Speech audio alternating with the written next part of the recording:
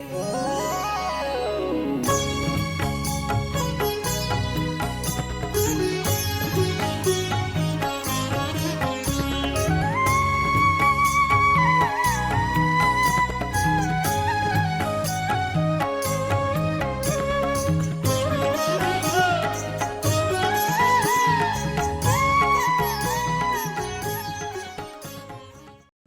गुरुर्विष्णुः गुरुर्देवो महेश्वरः गुरुः साक्षात् परब्रह्म तस्मै श्री गुरवे नमः।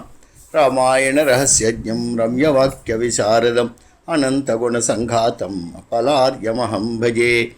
लक्ष्मीनाथसमारम्भां नाथयामुनमध्यमाम् अस्मदाचार्यपर्यन्तां वन्दे गुरुपरम्परां।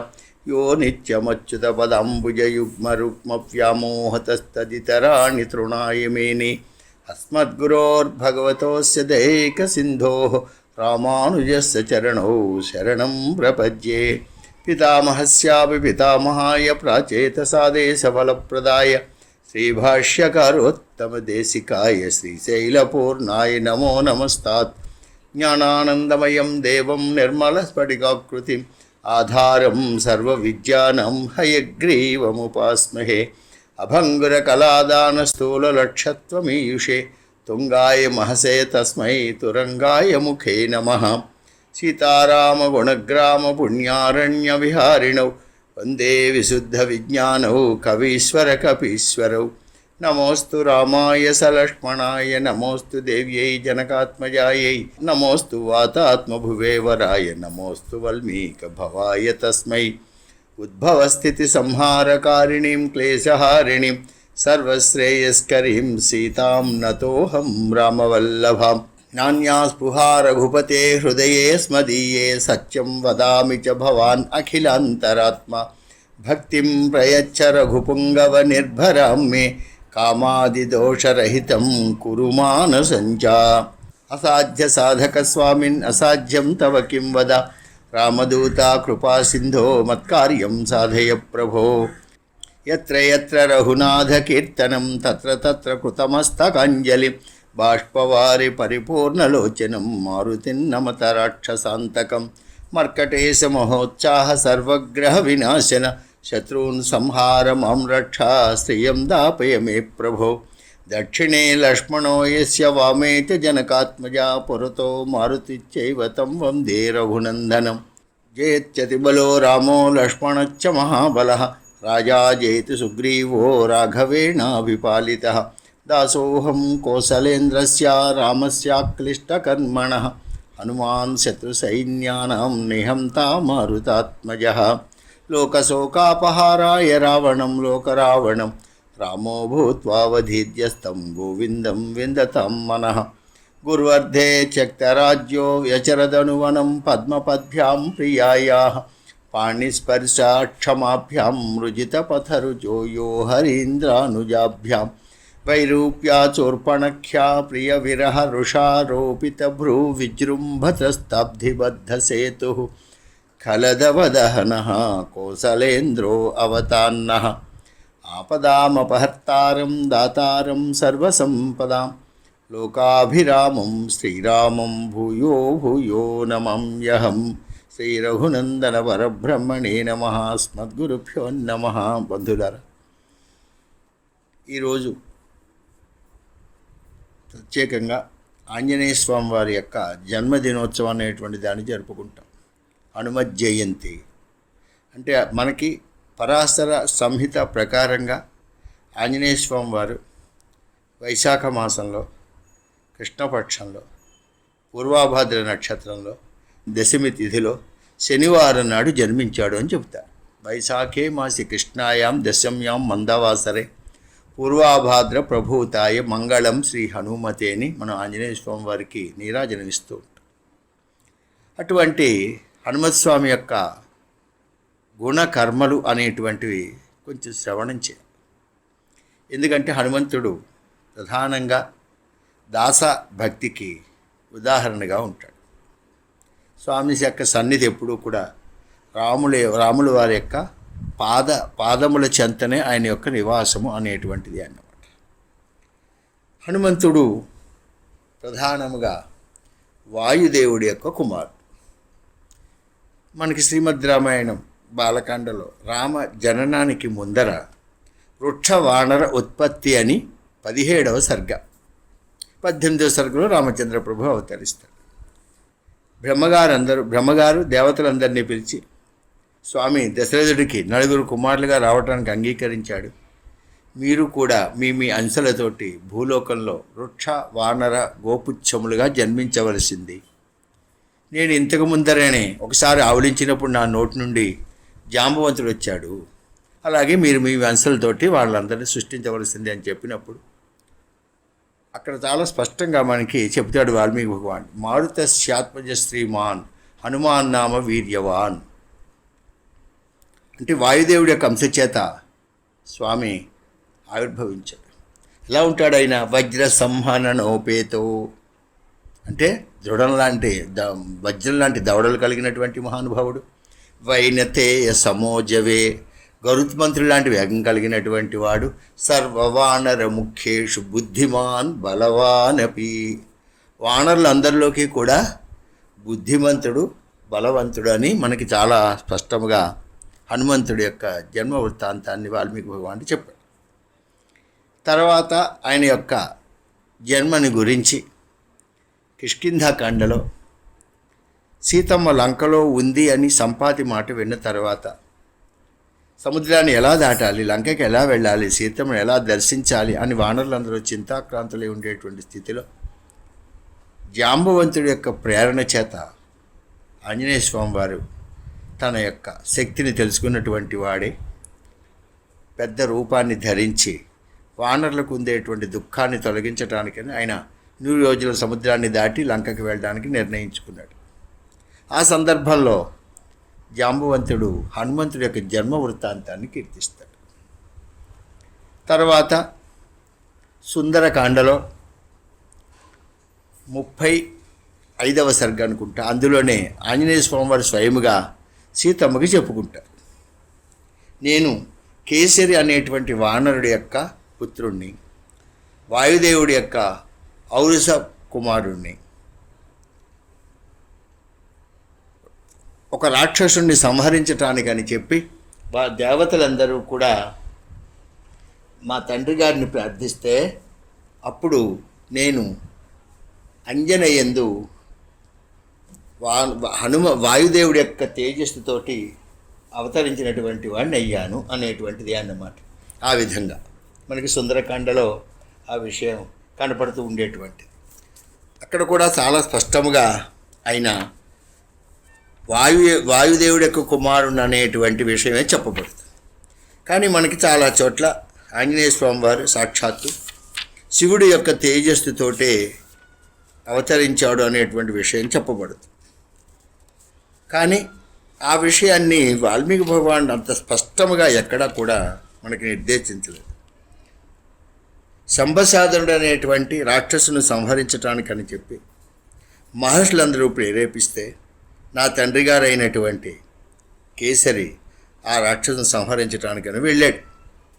అప్పుడు నేను వాయుదేవుడి యొక్క అనుగ్రహం చేత అంజనయందు జన్మించినటువంటి వాడిని. హతే అసురే సంయతి సంపసాదనే కపిప్రవీరేణ మహర్షి చోదనాత్ తథోస్మి వాయు ప్రభవోహి మైథిలి ప్రభావత తత్ప్రతిమచ్చ వానర. నేను కూడా వాయుదేవుడితో సమానమైనటువంటి ప్రభావం కలిగినటువంటి వాడిని అని స్వయముగా ఆంజనేయ స్వామి వారి సీతమ్మకి చెప్పినట్లుగా మనకి చెప్పబడుతుంది. దీని తర్వాత మనకి ఆంజనేయ స్వామి వారి గురించి ఉత్తరకాండలో రామచంద్ర ప్రభు యొక్క అభ్యర్థన మేరకు అగస్త్యుల వారు హనుమంతుడి యొక్క జన్మ కర్మలని 35, 36 సర్గలు వాల్మీకి రామాయణంలో చాలా స్పష్టంగా చెబుతాడు. ఆ రెండిటికి కూడా ఆంజనేయోపాఖ్యానము అనేటువంటి పేరు కూడా వినపడుతుంది. రాముడికి కూడా సంశయం కలిగింది.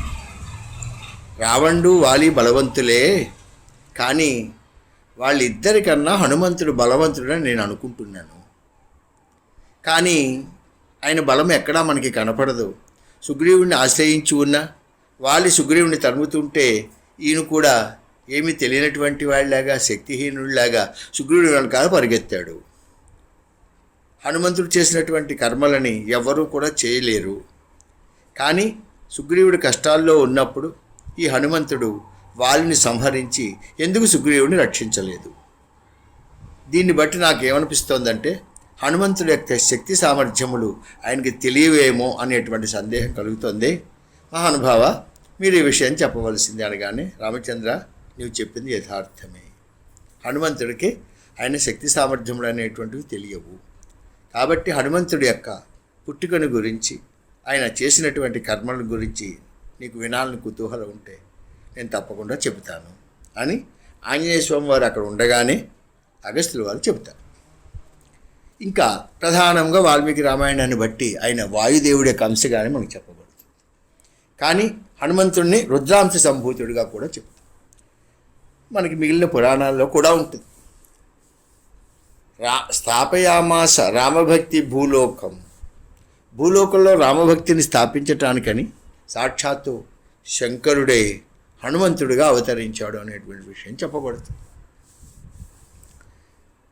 వాల్మీకి రామాయణ ప్రకారంగా ఆయనని చూసినట్లయితే కొన్ని ఘట్టముల ద్వారా ఆయన శివుడి యొక్క అంశ అనేటువంటి విషయం తెలుస్తుంది. ఇంద్రజిత్తు బ్రహ్మాస్త్రాన్ని వేసి ఆంజనేయ స్వామిని నేల మీద పడిపోతే రాక్షసులందరూ తాళ్లతోటి కట్టి రావణాసుడికి సభకి తీసుకువస్తారు. ఆ సభలోకి హనుమంతుడు వచ్చాడు. రావణాసురుడిని చూశాడు.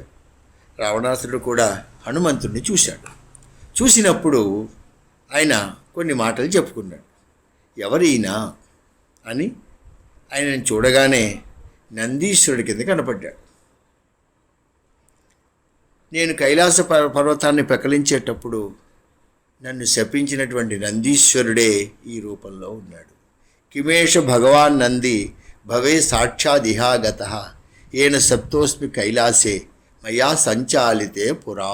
సుందరకాండ శ్లోకం. అంటే నందీశ్వరుడి కింద కనబడ్డాడు రావణాసురుడు. మరి ఈయన శంకరుడు ఎలా అవుతాడు అంటే దీనికి సమాధానం ఉత్తరాఖండలో కనపడుతుంది. నందీశ్వరుడికి శివుడికి అభేదం. శివతత్వమే రెండు రూపాల్లో ఉంది. ఒకటి శివుడు, రెండవది నందీశ్వరుడు. కాబట్టి శివుడు నందీశ్వరుడు ఒకటే. ఆ భావనతోటి హనుమంతుడిని చూడగానే నందీశ్వరుడిగా కనబడ్డాడు కాబట్టి ఆయన శివుడు అనేటువంటి నిర్ణయానికి కూడా మనం రావచ్చు. ఎలా ఉంటాడు ఆయన? శంకరస్య అపరతను, శంకరుడు యొక్క రెండవ శరీరముగా ఉంటాడు నందీశ్వరుడు. అందుకోసం అని చెప్పి హనుమంతుడిని శివుడిగా కూడా మనం స్వీకరించవచ్చు. అంతేకాకుండా ఆయన లంకని దహించేటప్పుడు రాక్షసులందరూ కూడా ఈయన బ్రహ్మగారా, విష్ణువా, శంకరుడా, ఇంద్రుడా, యముడా, వరుణుడా, అగ్నిదేవుడా, ఎవరైనా అయి ఉంటారు అనేటువంటి భావనతో ఉన్నారు. తర్వాత లంకని కాల్చాడే. కాల్చినప్పుడు వాల్మీకి ఏం చెప్పాడు? తద్రుద్రేణ త్రిపురం యథా, త్రిపురాసుర సంహారం చేసినటువంటి శంకరులాగా లంకని కాల్చాడని మనకి సుందరకాండలో కనపడుతుంది. నందీశ్వరుడు అంతేకాకుండా ద్వితీయ ఇవ శంకర, శంకరస్య అపరాతను ద్వితీయ ఇవ శంకర ఉత్తరాఖండ్లో ఉండేటువంటి, అంటే శంకరుడే రెండో రూపంలో ఉన్నాడు అని మనకి వాల్మీకి రామాయణం ద్వారా చెప్తుంది. మిగిలిన పురాణాల్లో అయితే ఆయన సాక్షాత్తు రుద్రాంశ సంభూతుడిగానే మనకి చెప్పబడుతూ ఉండేటువంటి అటువంటి హనుమంతుడు మనకి రామాయణంలో కిష్కింధాకాండలో దర్శనమిస్తాడు. అంతవరకు ఆయన కనపడడు. కిష్కింధాకాండలో రామలక్ష్మణులు ఇద్దరూ కూడా కబంధుడు చెప్పినటువంటి మాట ప్రకారంగా సుగ్రీవుడితో స్నేహం చేసుకోమనమని ఆ కబంధుడు చెప్పాడు కాబట్టి శబరిని దర్శించి అక్కడి నుండి బయలుదేరి సుగ్రీవుడిని కలుసుకోవడానికి వస్తూ ఉంటారు. అలా వస్తూ పంపా నదీ తీరానికి వచ్చినటువంటి వారే అక్కడ ఉండేటువంటి ఆ నదీ సౌందర్యములన్నింటినీ చూస్తూ ఉన్నారు అని మనకి చెప్పబడుతుంది. అలా పంపా నదీ తీరంలో ధనుర్బాణములు ధరించి నారచీరలు కట్టుకుని జటలు కట్టుకుని మనలో ఖడ్గములతోటి అమ్ముల పొదలతోటి ఉండేటువంటి రామలక్ష్మణులు ఇద్దరినీ కూడా సుగ్రీవుడు తాను ఉండేటువంటి మలయ పర్వతం మీద నుండి వారిని దర్శించాడు. కిష్కింధాకాండ ప్రారంభంలో వారిని చూడగానే చాలా భయభ్రాంతుడయ్యాడు కూడా. వాళ్ళే బహుశా నన్ను సంహరించడం కోసం వీళ్ళిద్దరినీ పంపించుంటాడేమో అనేటువంటి భావనతోటి పాపం ఒక చోట స్థిరత్వం లేకుండా అటు ఇటు తిరుగుతూ ఉన్నాడు. అప్పుడు ఆంజనేయ స్వామి వారు అక్కడ మనకు దర్శనం ఇస్తారు. వచ్చి, సుగ్రీవ ఏమైందని అంత భయపడుతున్నావు నువ్వు? ఇది మలయ పర్వతం, ఇక్కడికి వాలి కానీ వాలి సంబంధులు కానీ ఎవరూ రాలేరు. మరి నీవెందుకు భయపడుతున్నావు అంటే అప్పుడు చూపించి, ఆయన వారిద్దరిని చూడవయ్యా, వారిని చూస్తే ఎవరికి భయం వేయదు అని తనకు ఉండేటువంటి అనుమానములన్నీ చెప్పాడు. ఆంజనేయ స్వామి వారు, సరే నీకు ఉండేటువంటి భయం తొలగించటానికి నీవు నాకు అనుజ్ఞ ఇచ్చినట్లయితే నేను వారెవరో తెలుసుకురావడానికని వారి దగ్గరికి నేను వెళ్తా, నాకు అనుజ్ఞ ఇవ్వవలసింది అనేటువంటి విషయాన్ని చెప్పాను. సరే, సుగ్రీవుడు కూడా అలాగేని నీవు వారితోటి సంభాషించు, వారెవరో దేనికొచ్చారు, కానీ నీవు వారితో మాట్లాడేటప్పుడు నీవు నాకు స్పష్టంగా ఇక్కడి నుండి కనపడుతూ ఉండాలి అనగానే మహానుభావుడు అలాగే బయలుదేరాడు అక్కడి నుంచి. కపిరూపం పరిత్యజ్య హనుమాన్ మారుతాత్మజ భిక్షురూపం తతో భేజే శటబుద్ధితయా కపి. వారి దగ్గరికి వానర రూపంతో వెళితే ఎలా ఉంటుందో అనుకుని ఆయన సన్యాసి వేషాన్ని ధరించి వెళ్ళాడు. వారి దగ్గరికి వెళ్ళి చాలా వినయంగా వారిద్దరినీ కూడా యథావిధిగా పూజించినటువంటి వాడే వారితో మాట్లాడుతున్నాడు. ఇక్కడ హనుమంతుడు రామలక్ష్మణులతో మాట్లాడినటువంటి మాటలు ఉంటాయి. ఏం చెప్పాడు ఆయన అంటే, మీరిద్దరూ ఎవరయ్యా? దేశం కథం మిమం ప్రాప్తౌ భవంతో వరవర్ణినౌ త్రాసయంతో మృగగణ అన్యాం చ వనచారిణ. ఇక్కడ ఉండేటువంటి మిమ్మల్ని చూసి వానరులు మొదలైనటువంటి వారందరూ కూడా భయపడుతున్నారయ్యా. మీరు పంపానదీ తీరంలో ఉండేటువంటి వృక్షములన్నింటినీ కూడా చూస్తూ వస్తున్నారు. మీ శరీర కాంతి చేత ఈ పంపానది జలములు కూడా ప్రకాశిస్తున్నాయి. ధైర్యవంతుల్లా కనపడుతున్నారు. బంగారు శరీరకాంతి కలిగినటువంటి వారు, నారచీరలు కట్టుకున్నారు. మీ యొక్క నిస్సుసంతో వరభుజో పీడయంతా విమాప్రజా సింహ విప్రేక్షిత వీరో సింహాతి బల విక్రమం. మీ పరాక్రమం చూస్తుంటే సింహం లాంటి పరాక్రమం కలిగినటువంటి వారు కనపడుతున్నారు.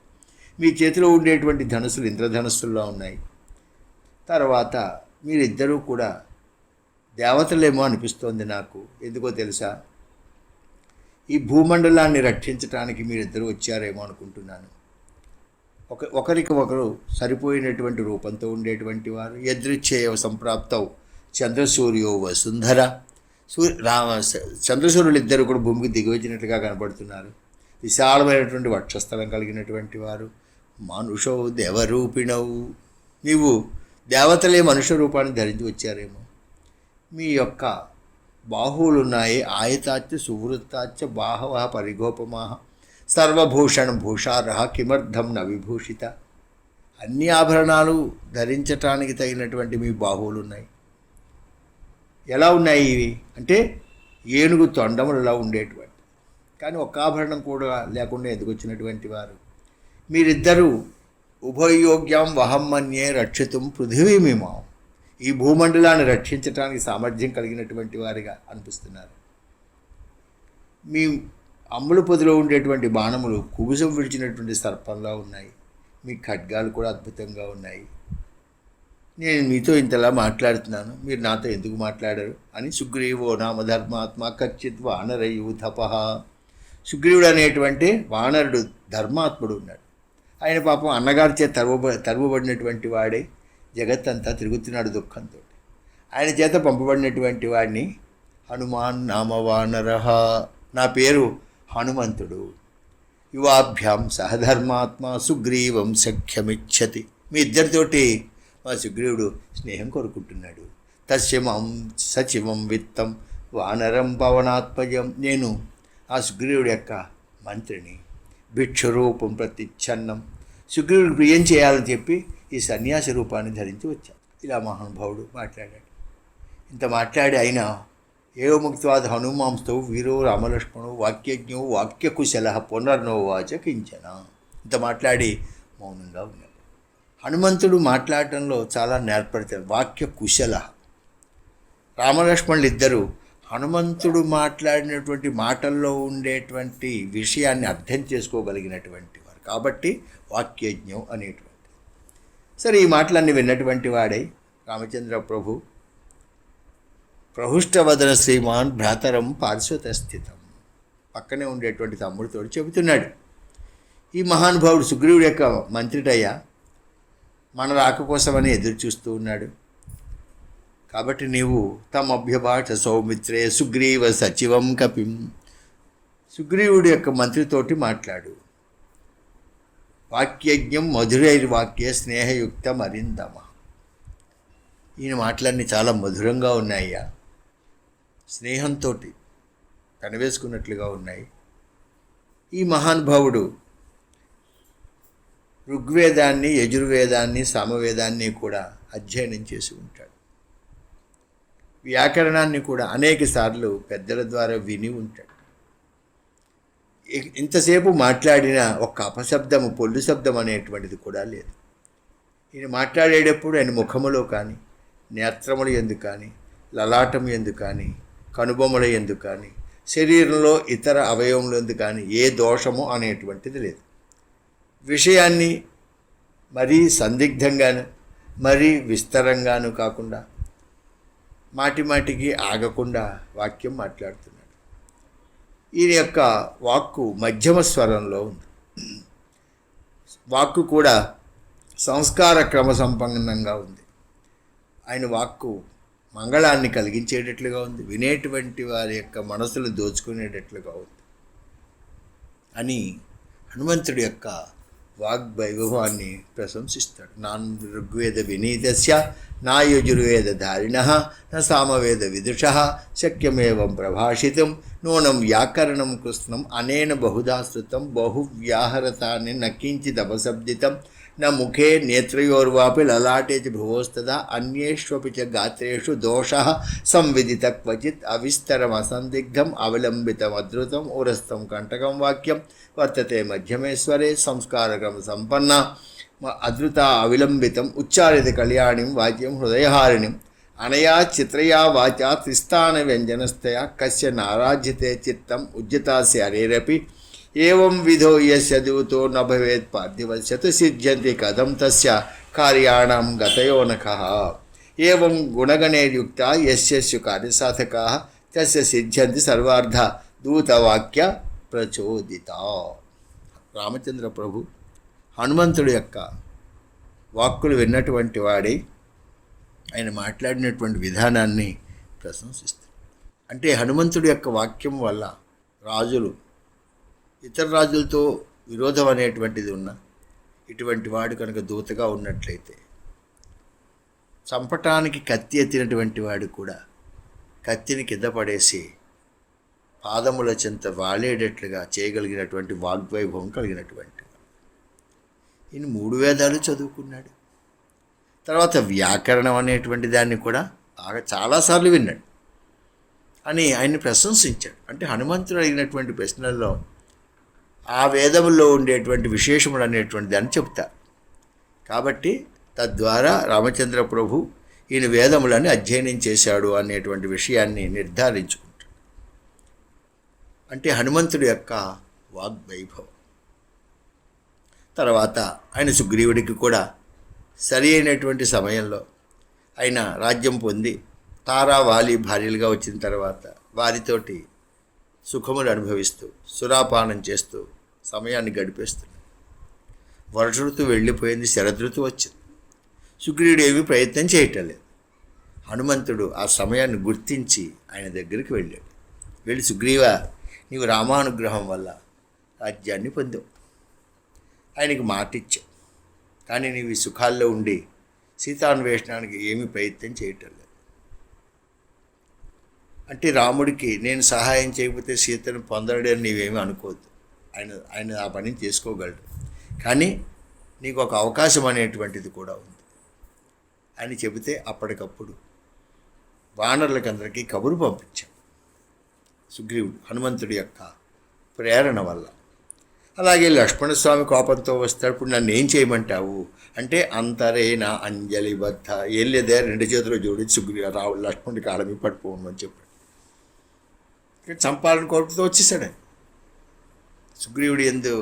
సుగ్రీవుడు చేసేటువంటి విలంబనానికి రాముడు కూడా చెప్పి పంపించాడు. ఏమని? నచ సంకుచిత పంథా ఈయన వాలి హతోగత సమయేతిష్ట సుగ్రీవ మా వాలి పదవన్వగా. అంత కోపంతో వచ్చాడు. వెళ్ళాడు సుగ్రీవుడు, శాంతపడ్డాడు. తర్వాత సీతాన్వేషణానికని చెప్పి వానరులందరినీ పిలిపించాడు. వారిని అందరినీ కూడా ఒక్కొక్క దిక్కుకి కూడా ఒక వానర నాయకుడిని ఆయనకి సహాయంగా కోట్ల కొలది వానరులను పంపించాడు. సుషేణుడు, తర్వాత శతవలి, తర్వాత ప్రధానముగా ఉండేటువంటి దాంట్లో దక్షిణ దిక్కుకి యువరాజు అయినటువంటి అంగదుడు మొదలైనటువంటి వారిని అందరినీ కూడా ఎంపిక చేసి పంపించాం. అలా పంపించినప్పుడు దక్షిణ దిక్కుకు వెళ్ళేటువంటి వానరుల్లో హనుమంతుడు ప్రధానుడు. సుగ్రీవుడు ప్రత్యేకంగా హనుమంతుడిని పిలిచి నీవు భూమి మీద, నీటి మీద, ఆకాశంలోనూ కూడా చాలా స్వేచ్ఛగా విహరించగలిగినటువంటి వాడవయ్యా. ఈ కార్యభారం అంతా నీ మీదే ఉంది. నేను రాముడికి తిరిగి మళ్ళీ ప్రత్యుపకారం చేసి రుణాన్ని తీర్చుకోవాల్సినటువంటి స్థితి అనేటువంటిది ఉంది. అంచేత నీవే ఈ కార్యాన్ని సాధించి పెట్టాలి అని ప్రత్యేకంగా హనుమంతుడిని ఆశ్రయించిన కార్యభారాన్ని హనుమంతుడికి భుజస్కంధం మీద పెట్టాడు. ఆ విషయాన్ని గమనించినటువంటి రామచంద్ర ప్రభు సుగ్రీవుడు బాధ్యతలంతా ఈయనకి అప్పగిస్తున్నాడు అంటే తప్పకుండా ఇతడు కార్యాన్ని సాధిస్తాడనేటువంటి విశ్వాసంతో ఉన్నాడని, ఆయన వాగ్వైభవం కూడా తెలుసున్నటువంటి వాడు కాబట్టి ఆయన కూడా హనుమంతుడి దగ్గరికి పిలిచి ఏం చెప్తున్నాడు అంటే, నేను నీకు అంగుళీకం ఇస్తున్నానయ్యా. ఈ అంగుళీకం అనేటువంటి దాన్ని కనుక నీవు సీతమ్మకు చూపించినట్లయితే ఏ విధమైనటువంటి అనుమానము అనేటువంటిది లేకుండా నిన్ను నా దగ్గరుండి వచ్చినట్లుగా విశ్వసిస్తుంది. దదౌ తస్య తత ప్రేత స్వనామాంకోపశోభితం అంగుళీయం అభిజ్ఞానం రాజపుత్ర్యా పరంతప అనేన త్వాం హరిశ్రేష్ఠ చిహ్నేన జనకాత్మజ మచ్చకాశాద్ అనుప్రాప్త అనుద్విగ్నానుపశ్యతి వ్యవసాయత్యతే వీర సత్వైత్య విక్రమ సుగ్రీవస సిద్ధిం కథయతీవ మే. సుగ్రీవుడి సందేశం వల్ల, నీవు చేసేటువంటి ప్రయత్నం వల్ల, నీలో ఉండేటువంటి సత్వగుణం వల్ల, బలం వల్ల తప్పకుండా సిద్ధి కలుగుతుందని నమ్మకం అని మహానుభావుడు అంగుళీకాన్ని ఇచ్చాడు. ఆయన ఏం చేశాడండి? స్థాప్య మూర్ధకృతాంజలి, దాన్ని శిరస్సు ఎందు పెట్టుకున్నటువంటి వాడే వందిత్వ చరణవు చైవ రామచంద్రస్వామి పాదములకు నమస్కారం చేశాడు. ఇంకా అలా వెళ్ళేటువంటి స్థితిలో రామచంద్ర ప్రభు, నీవు మహాబలవంతుడవయ్యా, నీ బలాన్ని ఆశ్రయిస్తున్నాను. నేను ఏ విధంగా సీతమ్మని పొందుతానో అలాగ నీవు ఈ కార్యాన్ని చక్కబెట్టాలి అని అతి బలమాశ్రిత స్తవాహం హరివర విక్రమై అనల్పై పవనసుత యథా అభిగమ్యతే సా జనకసుత హనుమన్ తథా కురుష్వ. అంటే ఆంజనేయ స్వామి వారి యందు రామచంద్ర ప్రభు కూడా శరణాగతి చేసినట్టుగానే కనపడుతుంది. ఇది ఉండేటువంటిది రామచంద్ర ప్రభు. ఇక తర్వాత సీతమ్మ అక్కడ ఉందని తెలిసి ఎలా వెళ్ళాలా అని అందరూ కూడా అనుమానంగా ఉండి వారి బలబలకం చెబుతూ ఉండేటువంటి సమయంలో ఈయనేమీ మాట్లాడకుండా ఉన్నాడు. ఆ సందర్భంలో ఈ కార్యం సిద్ధించాలి అంటే ఒక మహానుభావుడు ఉన్నాడయ్యా, ఆయన నేను ప్రచోదన చేస్తాను అని వీరి మధ్యలో లేకుండా ఏకాంతంగా దూరంగా కూర్చున్నాడు మహానుభావుడు. హాయిగా కూర్చున్నట్టు ఆయనే హనుమంతుడు, నేను ఆయన ప్రచోదన చేస్తాను అని చెప్పి తతప్రతీతం ప్లవతాం వరిష్ఠ ఏకాంతమాశ్రిత్య సుఖోపవిష్టం సంచోదయామాస హరిప్రవీరం హనుమంతమేవా. జాంబవంతుడు ఆయన్ని ప్రరోచన చేస్తున్నాడు, అంటే ప్రచోదన చేయాలి. ధీ యోన ప్రచోదయాత్ అనేటువంటిది అన్నమాట. సరే, ఆయన ఇంతమంది వానరులందరూ కూడా దుఃఖంతో ఉన్నారయ్యా హనుమంత, నీవు వీర వానరలోకస్య సర్వశాస్త్ర విశారద తూష్ణీం ఏకాంతమాశ్రిత్య హనుమన్ కిం న జల్పసే. నీవు సర్వశాస్త్రములో చదువుకున్నటువంటి వాడు, వానరలోకంలో వీరుడు, ఒంటరిగా కూర్చుని ఏమి మాట్లాడేమిటయ్యా? నీవు సుగ్రీవుడితో సమానమైనటువంటి వాడు, రామలక్ష్మణుడితోటి కూడా తేజస్సులోను బలంలోను సమానమైనటువంటి వాడు. అరిష్టనేమి యొక్క కుమారుడు గరుత్మంతుడు నాకు తెలుసు. ఆయన సముద్రంలో ఉండేటువంటి సర్పములన్నిటినీ ఆహారంగా స్వీకరించడం కూడా నాకు తెలుసు. ఆయన రెక్కలకు ఉండేటువంటి బలం ఏదైతే ఉందో అదే బలము నీ భుజములకి కూడా ఉంది. బలము, బుద్ధి, తేజస్సు ఇవన్నీ నీయందున్నాయ్యా. విశిష్టం సర్వభూతేషు, అందరి ప్రాణుల కన్నా కూడా నువ్వు చాలా గొప్పవాడు. కిమాత్మానం నవ బుద్ధ్యసే, నీకెందుకు తెలుసుకోలేకపోతున్నావు అని హనుమంతుడి యొక్క జన్మ రహస్యాన్ని చెప్తాడు. అంజన అనేటువంటి ఒక వానర స్త్రీ ఉంది. ఆవిడ అంతకు ముందర పుంజిక స్థల అనేటువంటి అప్సరస్ శాపవశాత్తు వానర స్త్రీగా జన్మించింది. ఆవిడ్ని కేసరి వివాహం చేసుకున్నాడు. ఒక రోజున ఆవిడ మానవ స్త్రీ రూపాన్ని ధరించినటువంటిదే, చక్కటి వస్త్రాలు, ఆభరణాలు కట్టుకుని పర్వతం మీద విహరిస్తుంది. ఆవిడ కుంజరుడు అనేటువంటి వానరుడికి కుమార్తెగా జన్మించింది. మానుషం విగ్రహం కుత్వా రూపయౌవనశాలిని, పట్టు వస్త్రం అది కట్టుకుని ఆ పర్వతం మీద తిరుగుతూ ఉంటే ఆవిడ కట్టుకున్నటువంటి వస్త్రాన్ని తొలగుతోంది. అప్పుడు ఆవిడ చూసి, ఎవడురా నా పాతివ్రత్యాన్ని భంగం చేస్తున్నాడు అని కోపంతో ఉన్నప్పుడు వాయుదేవుడు చెప్పినటువంటి వాడై, అమ్మా నేను నీ పాతివ్రత్యానికి ఏమీ భంగం లేదు, నత్వాం హింసామి శుశ్రోని మా భూతే శుభగే భయం, నీకేం భయం లేదు, నేను కేవలం మనసుతోటి నిన్ను ఆలింగనం చేసుకున్నాను. వీర్యవాన్ బుద్ధి సంపన్న తవ పుత్రో భవిష్యతి మహాసత్వో మహాతేజ మహాబల పరాక్రమ లంఘనే ప్లవనే చైవ భవిష్యతి మయా సమః. నీకు జన్మించేటువంటి కుమారుడు వీరుడు, బుద్ధిమంతుడు, పరాక్రమంలోనూ తేజస్సులోనూ కూడా నాతో సమానమైనటువంటి వాడు అని ఆ మహానుభావుడు చెప్పాడు. సరే, తర్వాత అంజనికి ఈ కుమారుడు జన్మించాడు. జన్మించిన తరువాత తల్లి లేకపోవటం వల్ల ఆకలి వేస్తుంటే ఉదయించేటువంటి సూర్యుని చూసినటువంటి వాడై ఫలం చేతి, ఇది ఫలం అనేటువంటి భావనతోటి వెళ్ళిపోయాడు. శతాని త్రీణి గత్వాధ, 3000 యోజనాలు వెళ్ళాడు. ఈ మాటనే శుకుడు అనేటువంటి రాక్షసుడు రావణాసుడితో చెప్తాడు యుద్ధకాండలో. ఇంతకుముందు వచ్చాడే, ఆయన తెలుసు కదా నీకు అనేటువంటి భావన. ఆయన గురించి శుకుడు అనేటువంటి రాక్షసుడు 9 శ్లోకంలో చెప్తాడు ఆంజనేయ స్వామి అంత గొప్పవాడు అని. సరే, మహానుభావుడు వెడుతుంటే సూర్యుడు కూడా తన వేడిని తగ్గించుకున్నాడు. అదే సమయంలో ఇంద్రుడు వచ్చి ఆయన్ని వజ్రాయుధంతో కొడితే ఆయన దవడ మీద తగిలి పైనుండి కింద పడి పర్వతం మీద కింద పడ్డాడు. దానితోటి ఆయనకి ఎడమ దవడ దెబ్బ అనేటువంటిది తింది. అప్పటి నుండి నీకు హనుమంతుడు అనేటువంటి పేరయ్యా. ఇది చూసి వాయువు కాస్త కోపించినటువంటి వాడే వాయువును ఉపసంహరించుకున్నాడు. 3 లోకాలు కూడా బాధపడేటువంటి సమయంలో దేవతలందరూ కూడా వచ్చారు. అప్పుడు బ్రహ్మ, శంకరుడు వీళ్ళందరూ వచ్చారు. నీకు అందరూ వరాలు కూడా ఇచ్చారయ్యా. అశస్త్రవజ్యతాం, ఏ శస్త్రము చేతను కూడా నీవు చంపబడవు అని బ్రహ్మగారు ఇచ్చారు.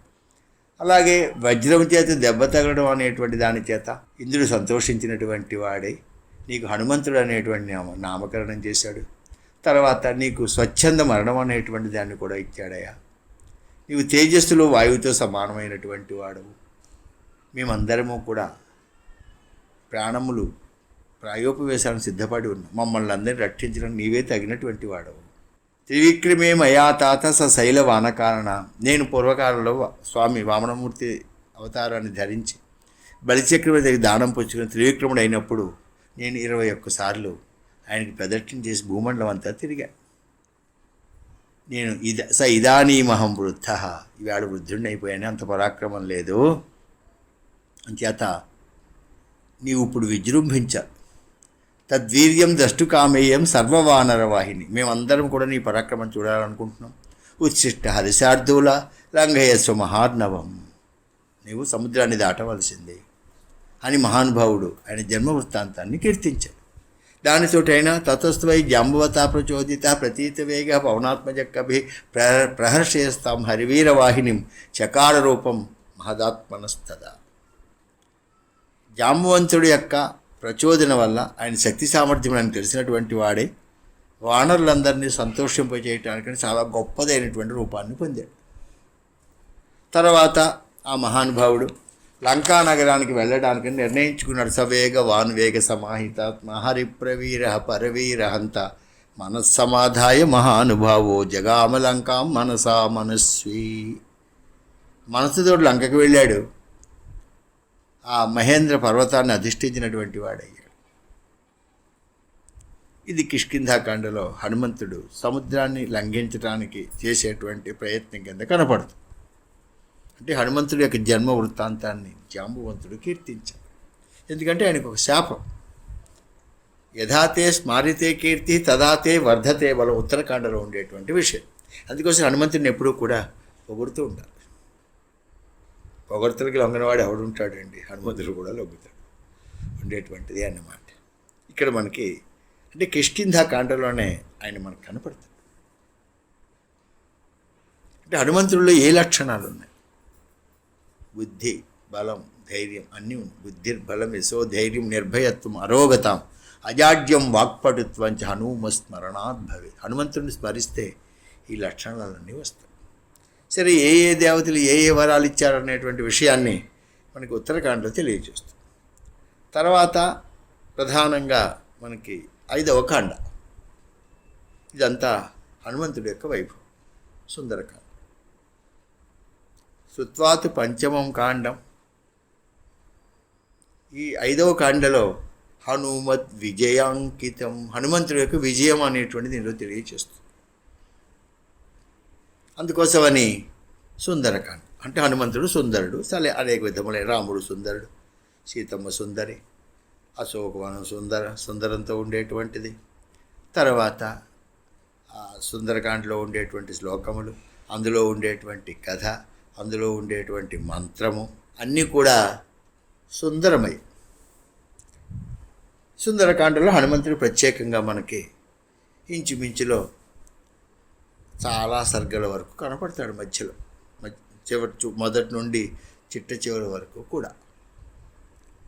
సీతమ్మ అయితే 15వ సర్గ నుండి మళ్ళీ హనుమంతుడు లంకని దహించి సీతమ్మని దర్శించేంత వరకు మధ్యలో కనపడుతుంది. రామచంద్ర ప్రభు అయితే చిట్ట చివరి సర్గలో కనపడతాడు. మిగిలిన భాగం అంతా హనుమంతుడే ఉంటాడు. చేత ఈ సుందరకాండ రామాయణంలో ఉండేటువంటి కాండలన్నింటిలో కన్నా కూడా చాలా విశేషమైనదే చెప్పవచ్చు. ఎందుకని దీనిలో హనుమంతుడిని చూడాలి. హనుమంతుడిని సుగ్రీవ మంత్రిగా చూడాలి, సుగ్రీవుడిని రామదూతగా చూడాలి, హనుమంతుడిని సుగ్రీవుడి యొక్క దూతగా చూడాలి, అలాగే రామదూతగా హనుమంతుడిని దర్శించాలి. తర్వాత హనుమంతుడిని ఆచార్యుడిగా కూడా దర్శిస్తారు. ఇలా అనేక విధములైనటువంటి భావనలతో హనుమంతుడిని దర్శించాలి. రాముడు ఎలాగైతే హనుమంతుడిని ఆశ్రయించాడో సీతమ్మని పొందటానికని, అలాగే సీతమ్మ కూడా తనకు ఉండేటువంటి దుఃఖాన్ని తొలగించమని, రాముడితోటి తనని కలపమని సీతమ్మ కూడా హనుమంతుడిని ప్రార్థించారు. త్వమస్మిన్ కార్యనిర్యోగే ప్రమాణం హరిసత్తమ రాఘవత్వత్ సమారంభాత్ మయి యత్న పరో భవేత్.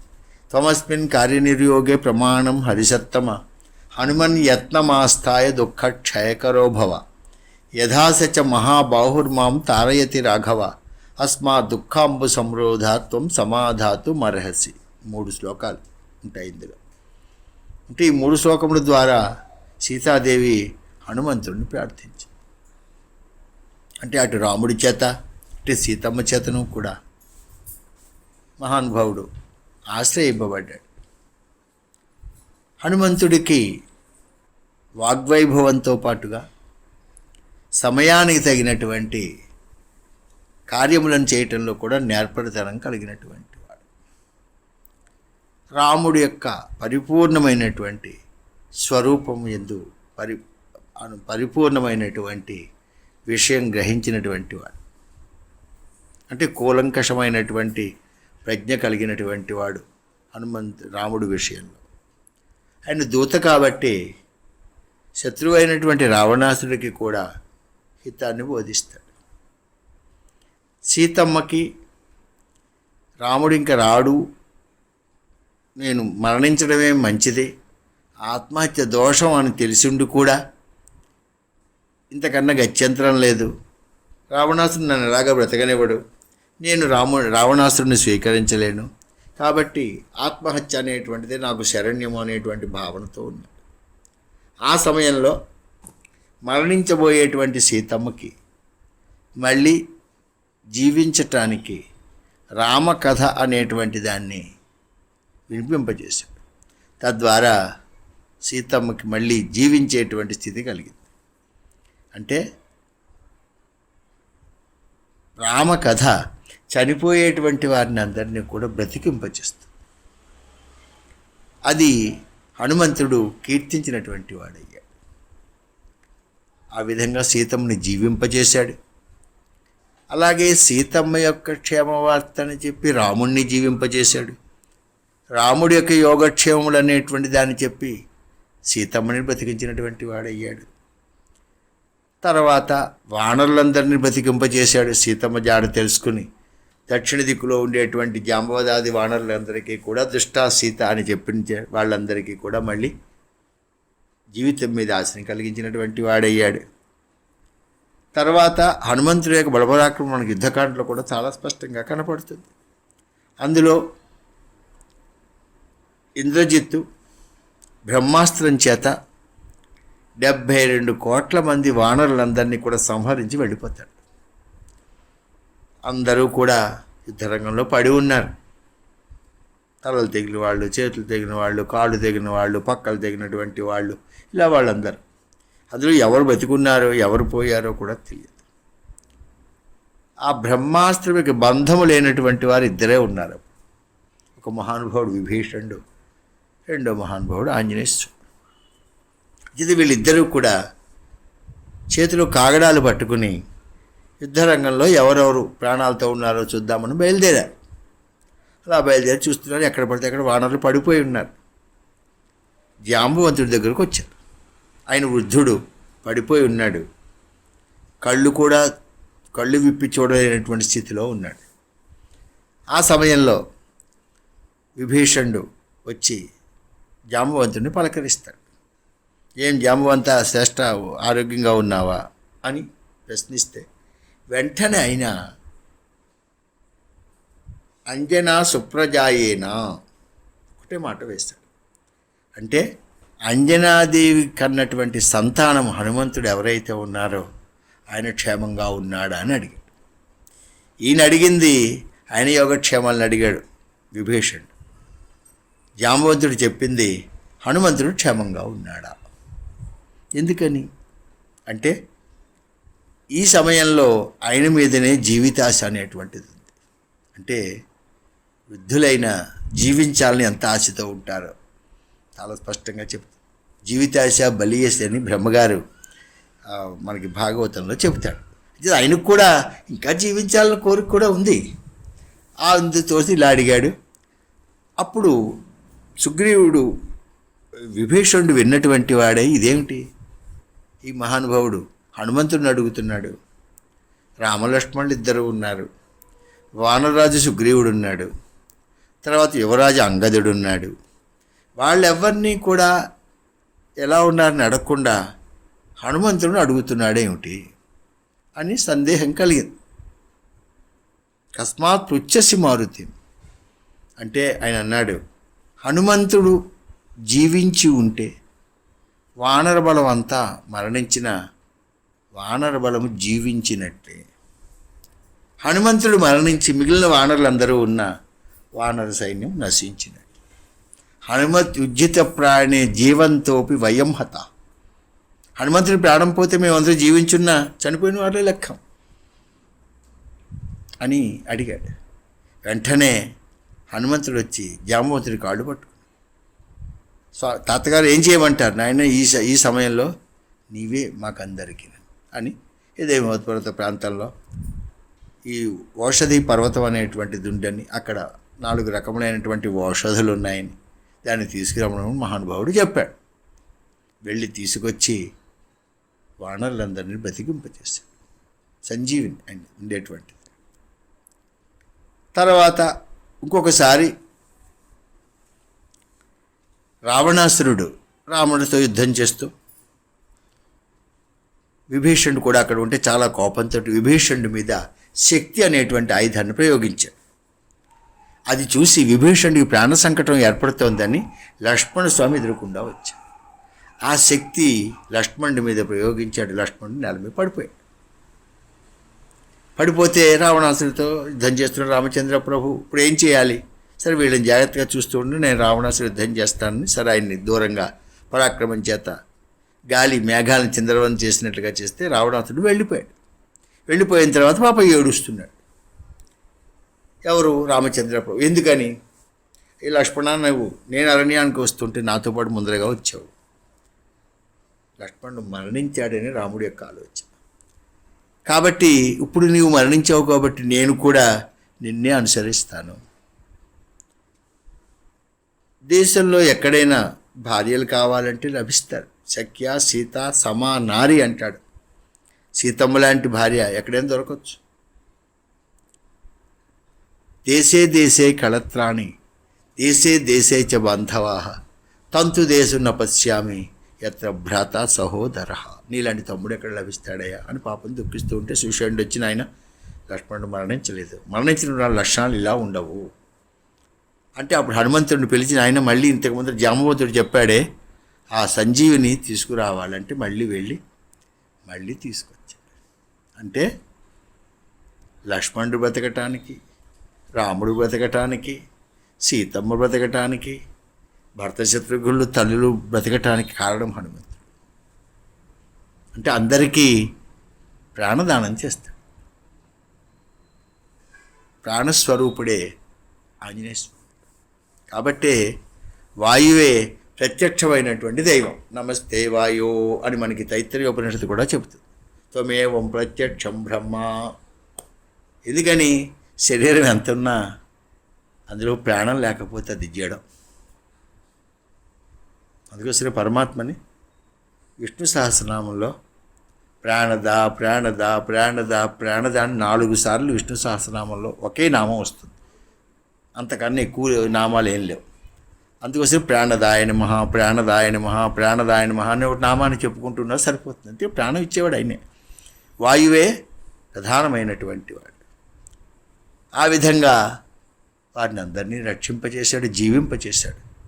తర్వాత ఆయన రామచంద్ర ప్రభు పంపిస్తే వనవాసం పూర్తి చేసుకుని విభీషణ పట్టాభిషేకం అయ్యాక అయోధ్యకు వస్తూ ఉండగా భరద్వాజ మహర్షి ఆశ్రమానికి వస్తాడు. అప్పుడు హనుమంతుడిని పిలిచి నువ్వు వెళ్ళి మా భరతుడు ఎలా ఉన్నాడో ఏమిటో తెలుసుకురమ్మనమంటాడు. అప్పుడు మనుష్య రూపాన్ని ధరించి ఆకాశ మార్గంలో భరతుడి దగ్గరకు వస్తాడు. వస్తే భరతుడిని చూశాడైనా. చూసిన తర్వాత నీవు ఏ రామచంద్ర ప్రభు రాకోసం ఎదురు చూస్తున్నావు, ఆయన వచ్చేసాడయ్యా, అప్పుడు భరద్వాజ ఆశ్రమంలో ఉన్నాడు అనగానే భరతుడు చాలా ఆనందించినటువంటి వాడు. నీవు ఎవరవయ్యా బాబు, ఇంత మాట చెప్పావు, నీకు ఏం కావాలి చెప్పు, అగ్రహారాలు కావాలా లేదా ఒక 16 మంది కన్యల్ని ఏమైనా నీకు సమర్పించమంటావా అని ఆయన ఎంతగానో చెప్పి ఒక దర్భాసనం వేస్తే దాని మీద కూర్చుంటాడు ఆంజనేయ స్వామి. అప్పుడు రామకథను వినిపింపజేస్తాడు భరతుడు. ఎక్కడి నుండి? కొన్ని మొట్టలు చెప్తాడు. నీకు తెలుసు కదయా, రాముడు అరణ్యానికి వచ్చాడు, నీ తాతగారింట్లో ఉన్నావు, నిన్ను తీసుకుని దూతలు పంపించారు. వచ్చిన తర్వాత ఆ విషయాలన్నీ చెప్పి నీవు చిత్రకూటానికి వచ్చి పాదుకలు తీసుకుని వెళ్ళిపోయావు కదా, అక్కడి నుండి మళ్ళీ భరద్వాజాశ్రమానికి వచ్చేంత వరకు అంటే అయోధ్యాకాండలో ఇంచుమించులో చివరి భాగం అరణ్య, కిష్కింధ, సుందర, యుద్ధకాండ. ఇంత చరిత్రని సుమారు ఒక 60 శ్లోకాల్లో చెప్తాడు. మీరు అది చదివితే చాలా అన్ని కాండలు వచ్చేస్తాయి అందులో. అంటే మహానుభావుడు. అప్పుడు ఆయన మాటలు విని భరతుడు ఏమన్నాడో తెలుసా? కళ్యాణి బత గాధేయం లౌకికీ ప్రతిభాతిమే ఏతి జీవంతమానందో నరం వర్ష శతాదపి. ఇదే శ్లోకం సుందరకాండలో కూడా ఉంటుంది. సీతమ్మ కూడా ఈ మాట చెబుతుంది హనుమంతుడితో. అలాగే భరతుడు కూడా ఆ మాటనే చెప్పాడు. అంటే అందరిని బ్రతికింపచేసేటువంటి అటువంటి ఆయన వైభవం కనపడుతుంది. మే తత్పురావృత్త ఆఖ్యానం భద్రమస్తు ప్రవ్యాహరత విశ్రబ్ధం బలం విష్ణో ప్రవర్ధతాం స్వచ్ఛస్తు విశ్వస్య ఖల ప్రసీదతాం ధ్యాయంతు భూతాని శివం విధోధియ మనచ్చ భద్రం భజతాధోట్టజే ఆవేశ్యతాం నో మతిరప్యహైతికి. ఈ అవస్థాస్యంతి గిరయః సరితచ్చ మహీతలే తావద్ రామాయణ కథా లోకేషు ప్రచరిష్యతి యావదావర్తతే చక్రం యావతీ చ వసుంధర తావత్వమిహ సర్వస్య స్వామిత్వమనువర్తయ. ఏవమే తత్పురావృత్త ఆఖ్యానం భద్రమస్తు ప్రవ్యాహరత విశ్రబ్ధం బలం విష్ణో ప్రవర్ధతాం బలం విష్ణో ప్రవర్ధతాం బలం విష్ణో ప్రవర్ధతాం. మంగళం కోసలేంద్రాయ మహనీయ గుణాత్మనే చక్రవర్తి తనూజాయ సార్వభౌమాయ మంగళం వేద వేదాంత వేద్యాయ మేఘశ్యామలమూర్తయే పుంసాం మోహనరూపాయ పుణ్యశ్లోకాయ మంగళం విశ్వామిత్రాంతరంగాయ మిథిలానగరీపతే భాగ్యానాం పరిపాకాయ భవ్యరూపాయ మంగళం పితృభక్తాయ సతతం భ్రాతృభిः సహ సీతయా నందితాఖిలలోకాయ రామభద్రాయ మంగళం త్యక్తసాకేతవాసాయ చిత్రకూటవిహారిణి సేవ్యాయ సర్వయమినాం ధీరోదారాయ మంగళం సౌమిత్రిణా చ జానక్యా చాపబాణాసిధారిణి సంసేవ్యాయ సదా భక్త్యా స్వామినేమో మంగళం దండకారణ్యవాసాయ ఖండితామరశత్రవే రుద్రరాజాయ భక్తాయ ముక్తిదాయాస్తు మంగళం సాదరం శబరీ దత్త ఫలమూలాభిలాషిణి సౌలభ్య పరిపూర్ణాయ సత్వోద్రిక్తాయ మంగళం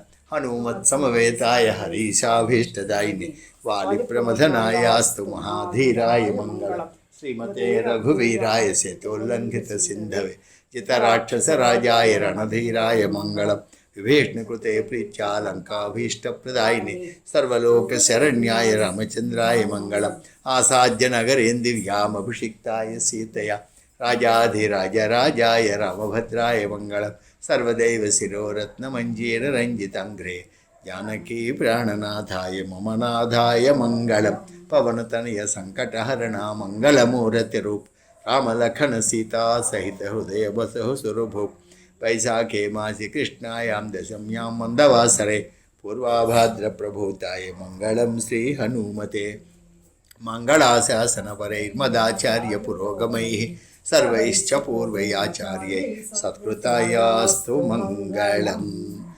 జయ జయ శ్రీకృష్ణ బలదేవ జయ జయ హరయే నమః హరయే నమః హరయే నమః.